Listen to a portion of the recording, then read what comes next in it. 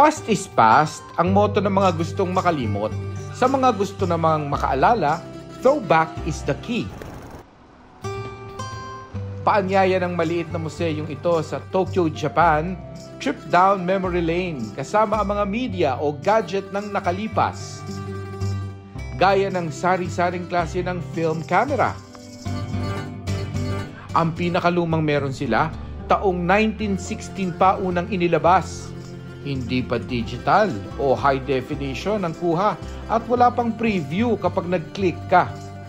Heto nga't enjoy ang mga bisita na silipin ang mga lente. Meron din teleponong iniikot-ikot para mag-dial at kung akala nyo'y pahirapan noon ng signal, present ang mga cellphone na may nakakabit na antena.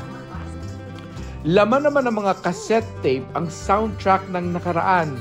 Inilalagay yan sa radyo para patugtugin. Itong mga gamit na hugis parisukat, makilala kaya ng Gen Z? Tinanong namin ng mga kapuso online, alam nyo ba kung ano yan? Ang tamang sagot, disket. Ang gamit nito noon, memory card, USB o flash drive ng mga batang 90s. Kaya wag nang magtaka na ito na rin ang naging save icon ng techie generation.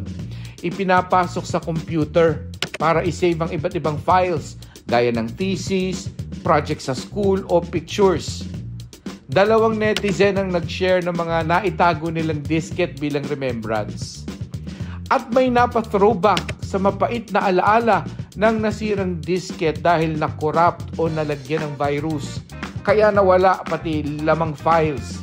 Ang isang netizen wala tuloy na ipasang project. Hindi lang pasilip sa nakaraan ang target ng extinct media museum sa Japan, kundi mahawakan at maamoy pa ng mga bisita ang mga dati latest na teknolohiya pero ngayon nawawaglit na sa alaala. Bukas din ito sa mga gustong i-donate ang mga lumang-luma na nilang gadget. Para sa GMA Integrated News, Mark Salazar, ang inyong saksi. Mga kapuso, maging una sa saksi. Mag-subscribe sa GMA Integrated News sa YouTube para sa iba't ibang balita.